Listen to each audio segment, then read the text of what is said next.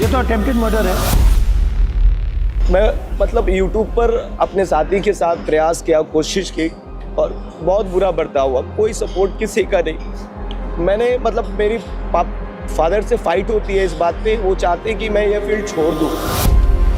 सबसे बड़ा चीज ये सर कि अति पिछड़ा समाज और माइनॉरिटी समाज में ये दोनों समाज को लड़ाने की कोशिश की जा रही है, जिससे सामाजिक न्याय भी कमजोर हो रहा है और सांप्रदायिकता भी बढ़ रहा है। तो दलित है, पिछड़ा है, उनके ऊपर झूठा मुकदमा कराकर सर जेल भिजवाते रहे हैं। यानी कि सर न्याय की कोई उम्मीद ही नहीं है। जहां हम लोग कहते हैं कि डेमोक्रेसी है, लेकिन डेमोक्रेसी नाम की कोई चीज नहीं है।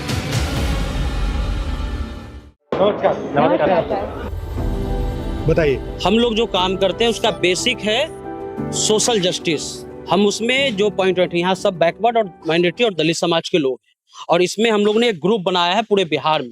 जहां भी कास्ट एट्रोसिटी होती है, जहां बच्चों के साथ बलात्कार होता है और एफआईआर नहीं होता है, तो हम उसको करते हैं। पीएमसीएच का मामला जो मुजफ्फरपुर का था, सड़ गए, उसको सबसे पहले हमारी टीम ने कवरेज किया। और एक सबसे बड़ा चीज ये सर कि अति पिछड़ा समाज और माइनॉरिटी समाज में ये दोनों समाज को लड़ाने की कोशिश की जा रही है, जिससे सामाजिक न्याय भी कमजोर हो रहा है और सांप्रदायिकता भी बढ़ रहा है। तो हम लोग की मेन लड़ाई यही है कि हर हाल में जो सोशल आप कितने हो बिहार में? हम टोटल अभी 52 लोग हैं सर। ये 52 लोग एक दूसरे के दोस्त हैं जी जी। या इनके बीच में भी लड़ाई होती है? नहीं, वो सामाजिक न्याय का जुड़ाव है। आपके आमदनी तो ठीक बनती है या नो सर? बट आपको फाइनेंशियली नहीं होता। मेरा नाम सुमन है, मैं खबर लहरिया न्यूज़ आप अकेली लड़की हो? जी जी, खबर लहरिया न्यूज़ चैनल में एज ए सीनियर रिपोर्टर के रूप में काम करती हूँ। भारत का पहला ऐसा चैनल जो महिलाओं द्वारा प्रसारित किया जाता है। इसमें ऑल टोटल महिलाएं काम करती हैं। सारी महिलाएं? जी, इसमें पुरुष काम ही नहीं करते? से लगा करके पूरा मैनेजमेंट देखना, फाउंडिंग करना, सारा काम सिर्फ महिला ही। ये अच्छा आइडिया है। मेंटालिटी जो मुझे कवरेज करने में जो दिक्कत समझ आती है, वो काफ़ी चुनौतीपूर्ण रहता है कि आप एक सिंगल जो लड़की कवरेज करने के लिए निकलती है फील्ड पर, तो बहुत सारी चुनौतियाँ होती हैं। जैसे कि आप ऑटो पर मैं देखती हूँ कि लड़कियाँ नहीं रहती हैं, सिर्फ मुझे लड़कों के बीच में ट्रैवल करना होता है। गांधी मैदान में 9 बजे टोटल हर चीज़ बंद होती है। गांधी मैदान जैसी जगहों पर अगर फायरिंग हो जाती है, लोगों की डेथ हो जाती है, इतने बड़े उद्योगपतियों की अगर डेथ हो जाती है, तो वहाँ से भी अंदाज़ा लगा सकते हैं कि कैसा है। ये सब चीज़ें नोटिस है हमारी। सर मेरा नाम अमान मलिक है और हम बिहार के सबसे पिछड़े जिले से आते हैं जहाँ ट्रेन नहीं चलती है। पहली समस्या तो ये है हमारी। दूसरी समस्या ये है कि सर हम पटना यूनिवर्सिटी के मास कॉम के स्टूडेंट हैं, बैचलर डिग्री चल रहा है। यूट्यूब और फेसबुक एक इंडिपेंडेंट प्लेटफॉर्म है जहां हम अपनी बात रखते हैं, रख रहे हैं। आपको अजीब नहीं लगता? मुझे लगता है, पता नहीं आपको लगता है या नहीं, कि आज अगर हिंदुस्तान का एक राजनेता हिंदुस्तान के लोगों से कम्युनिकेट करना चाहता है तो उसे अमेरिकन चैनल यूज करना पड़ता है, या फेसबुक या यूट्यूब या इंस्टाग्राम या गूगल। मतलब ये हमारे नहीं है। जिस दिन ये आपको बंद करना चाहे ये बंद कर देंगे। मेरा पूरा मतलब शैडो बैन चलता है। तो थोड़ा मुझे अजीब लगता है कि पहले क्या होता था, हिंदुस्तान के नेता अपने लोगों से डायरेक्टली बात कर सकते थे, फिर ठीक है मीडिया हुआ करता था, न्यूट्रल तो नहीं कह सकते बट बात तो दिखा देता था।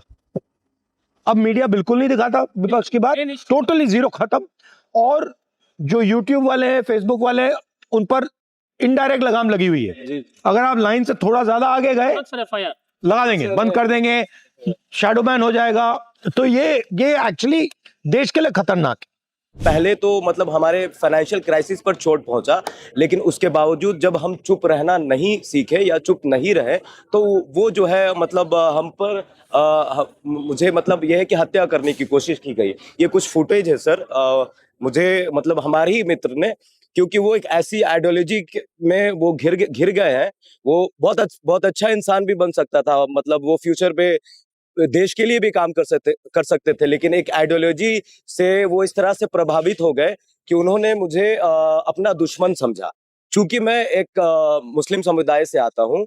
ये आप हो? जी मैं हूँ। यूट्यूबर के साथ ऐसा ही होता है? ऐसा ही होता है सर, जब भी जाते हैं। और ये हमारे साथी सन्नी भाई हैं, ये सारे लोग ही।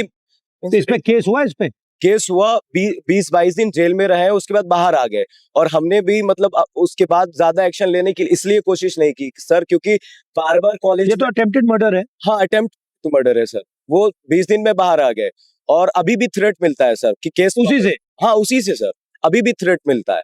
और मुझे लगता है कहाँ का है ये? पटना यूनिवर्सिटी का मामला है सर, और ये पहला केस नहीं है, ये सिर्फ मेरे साथ, वहाँ स्टूडेंट के साथ भी होता है। मतलब बहुत बुरा बर्ताव होता है सर। पहले मतलब हम लोग वो काम कर रहे हैं सर जहाँ पर मेन स्ट्रीम के लोग नहीं पहुंच पाते हैं, हम वहां पहुंचते हैं। कोविड में मेरी मम्मी एक्सपायर कर गई, तो मुझे ये इंस्पिरेशन मिला कि मुझे इस फील्ड में आना है, क्योंकि मैंने भेदभाव देखा कोविड के समय में सर।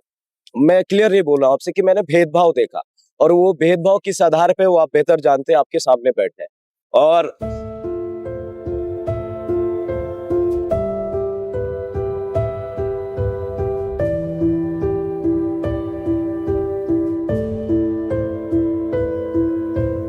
मैं अपने घर का सबसे बड़ा लड़का हूँ, और मैं मतलब YouTube पर अपने साथी के साथ प्रयास किया, कोशिश की, और बहुत बुरा बर्ताव हुआ। कोई सपोर्ट किसी का नहीं। मैंने मतलब मेरी फादर से फाइट होती है इस बात पे, वो चाहते हैं कि मैं ये फील्ड छोड़ दूँ। वो होता है ना सर कि इंसान को बोलने की आज़ादी होनी चाहिए। सिर्फ लड़ाई आइडियोलॉजी की है, और जब हम बोलेंगे नहीं सर तो सुनेगा कौन? तो आइडियोलॉजी जिसकी आप बात कर रहे हो ये क्या है सर? आपकी आइडियोलॉजी क्या है? सर मेरी आइडियोलॉजी है कि समाज में हर तबके को बराबरी की हिस्सेदारी मिले। हम सब जिस बैकग्राउंड से आते हैं ना सर, इन्हें बोलने नहीं दिया जाता था सर। यूनिवर्सिटी में इनके साथ रैगिंग होती थी, जात के आधार पर, धर्म के आधार पर। सर मेरी मम्मी सबके साथ हुआ? हाँ सर, मेजोरिटी में यही है सर। मेरा नाम रविकांत चौरसिया है सर, मैं बिहार के खगड़िया से हूँ। बोलता खगड़िया हमारा चैनल है, और मैं इंजीनियरिंग बैकग्राउंड से आया, उसके बावजूद जिस प्रकार से था कि समाज के अंतिम पंक्ति के खड़े लोगों की आवाज बन सकूं। पिछले 5-6 सालों से सर खगड़िया जो 7 नदियों से घिरा है, गरीबी है, और काफी सर जो है विस्थापित परिवार है, नदी के किनारे जो बसावट है, लोगों के घर कट चुके रहते हैं। इस तरीके की जो समाज की जो जनहित वाली जो समस्याएं हैं सर, वो मेन स्ट्रीम मीडिया में कभी नहीं दिखाती रही है, और ना ही दिखाते हैं लोग। हमने प्रयास किया कि एक छोटी सी शुरुआत की, और उसके बाद बहुत सारा लोगों का सर प्यार मिला। लेकिन जिस प्रकार से सर यातनाएं जो हम लोगों को मिलती रही है, जदयू के विधायक हैं डॉक्टर संजीव परवत्ता विधानसभा से सर, वो अनगिनत ऐसे जो है सामाजिक न्याय वाले लोग जो दलित हैं, पिछड़ा हैं, उनके ऊपर झूठा मुकदमा कराकर सर जेल भिजवाते रहे हैं। और अगर वो पीड़ित परिवार हमारे पास आकर के अगर अपनी बात को रखना चाहे, और अगर हमने उनके वीडियोस को चलाया, उसके बाद सर वो धोखे से मुझे बुला करके अपने आवास पर उन्होंने हमारे साथ बहुत मारपीट की सर। किसी तरीके से हम वहाँ से सर जान बचा करके निकले। जब हमने थाने में FIR दर्ज कराई सर, हमारे केस फॉल्स हो गए, और उनके द्वारा हमारे ऊपर 2-2 फर्जी मुकदमे करा दिए गए। यानी कि सर न्याय की कोई उम्मीद ही नहीं है।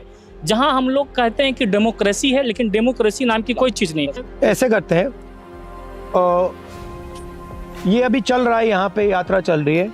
आप 52 लोग दिल्ली में आके मुझसे मिलो, ठीक है? और फिर थोड़ी अच्छी तरह सोच के प्लान करके कि हम इस 52 को 100, 200, 500, 1000, 2000, 10,000 कैसे करें, और किस प्रकार से हम आपकी थोड़ी सी अगर प्रोटेक्शन हो, असिस्टेंस हो, जो भी, मैं बड़े वायदे नहीं करूंगा, बट किस प्रकार से हम कर सकते हैं उसके बारे में डिस्कस करते हैं। Thank you.